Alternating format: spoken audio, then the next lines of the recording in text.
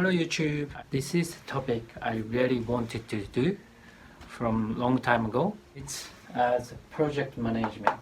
It has to be very effective to read the project, right?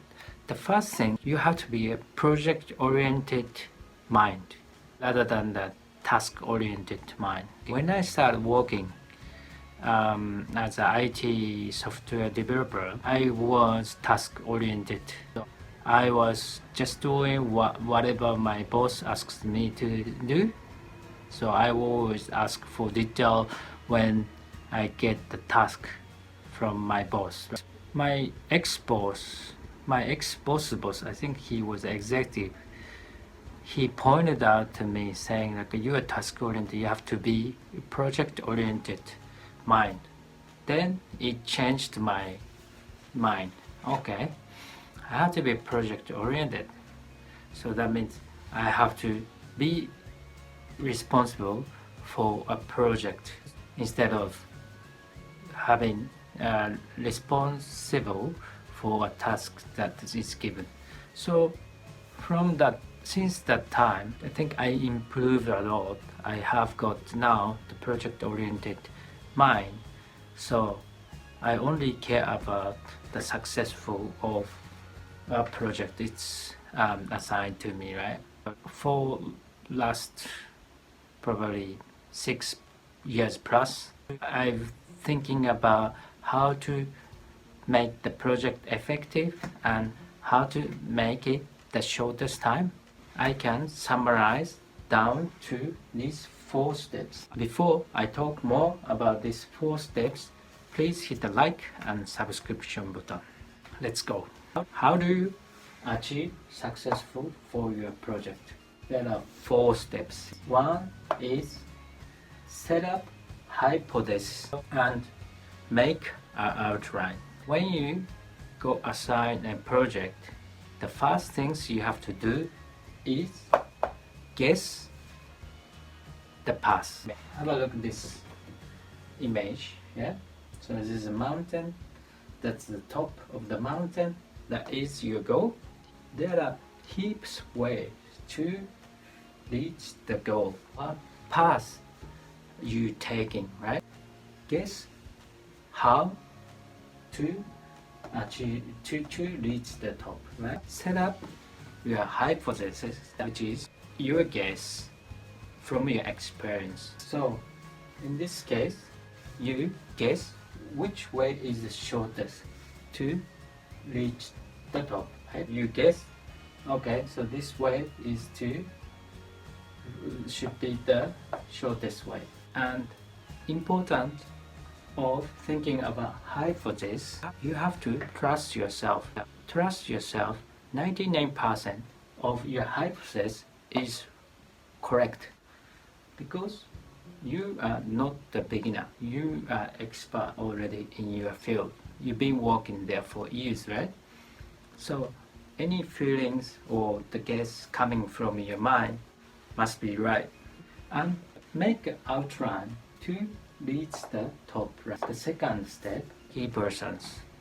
Find out those key persons and make sure they are on same page of hypothesis and outlines. So what you do is you make an outline and check with these key persons if the outline is right. And if it's not right, adjust it. So if this outline is not right, one key person says, oh, that's not what I wanted to go. For example, your boss assigns you a project and you guess this is the shortest way.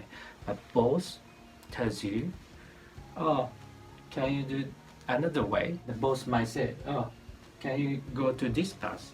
Then you just adjust it. So you just go like this. Yeah.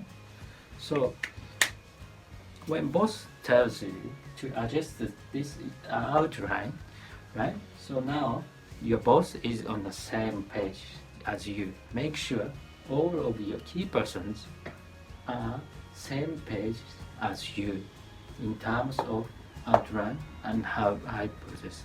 So this step 1 and step 2 are the most important part to plan your project goal, right? Step 3, motivation. If you're walking around, you have to make sure you motivate yourself often. How? You think about the goal. You think about the vision of the project, right? So if you achieve this project successfully, what's the return you get? You probably improve in particular place. You probably improve the trust from others, right? Think about those vision that you get after winning the goal, right? If you're working with your team members, make sure their motivation is always high. You talk about the vision and you make sure they will all become winners. So always talk to them with the vision you have when you achieve that goal. You have to talk to them about the vision they can see from the top of the mountain. So they get more motivated and they aim to the top of the mountain. Yeah? Step 4, celebration and reward. This is important because that gives the motivation to others and that will give you motivation for the next project. That will let the team members to trust you more. That is very important because that will be the time you appreciate your gratitude to your team members or all the people involved in the project. That's the time you say thanks. That's really important. I'll give you some of the example of the project success. I give you some story. Have you seen Kitchen Nightmare? That is one of my favorite TV programs. One charisma chef goes to a restaurant which is not really doing well in the business and he cons up the business to make the restaurant better. I like it. Watching it. In that project perspective, the charisma chef, what's his name? Gordon Ramsay or something, whatever. But his project is to make the restaurant better, right? And he's good at doing it. If it's normal people, before they go to the restaurant, they research about the restaurants and they research what's the issues, right? They spend hours and days to research about what's wrong with the business, right? But I think the Gordon Ramsay or what I would do is to hypothesize, right? Hypothesize what's the issues, right? From the experience, maybe the Gordon Ramsay will know what's the issues by the first sight, right? You won't need him to find out the cause because he's got great this, right? So if I were him, I go to the restaurant, find out the issues quickly, right? Then plan the outline in your brain, right? Write down the plan or outline, and I will find the key persons in the business, and I will share the plan with the key person to get approval, right? To know if my planning is suits on his mind, right? Then if he agrees with it, execution, right? I use a lot of techniques to motivate the staff members or the floor managers or whatever who are involved there, right? And make a team to achieve the goal, right? And give them a lot of vision when they reach this, right? So for the restaurant example, talk about the customers, happy customers coming in, and the business, give them the image of the business is doing alright, right? And if we reach the top of the mountain, right, we of course do the celebration, and I'm gonna say the thanks to all team members involved. I give you bad example. Recently, I've been working on one project for last 3-4 months. I'm software developer and I got assigned one task as a developer. So my responsibility is to do the development, right? And recently I found out the project has not been signed off by the top of the organization. I thought the stakeholder got the approval from the top of the stakeholders organization, but she hasn't got approved yet.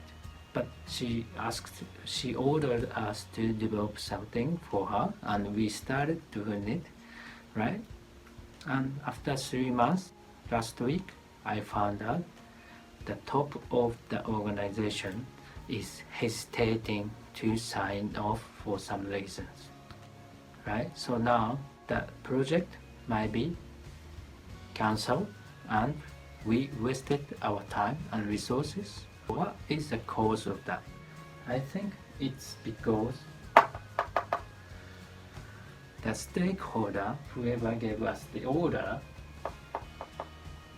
didn't involve the key person, top of the organization. Because the key person is the guy to sign off the project, but she didn't involve the guy from the beginning.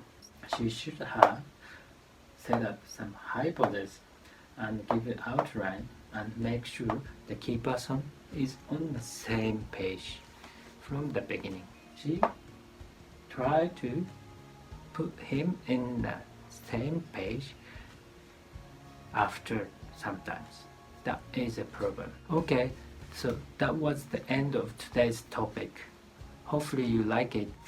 If you liked the video I explained, please hit the like and subscription button. See you next time.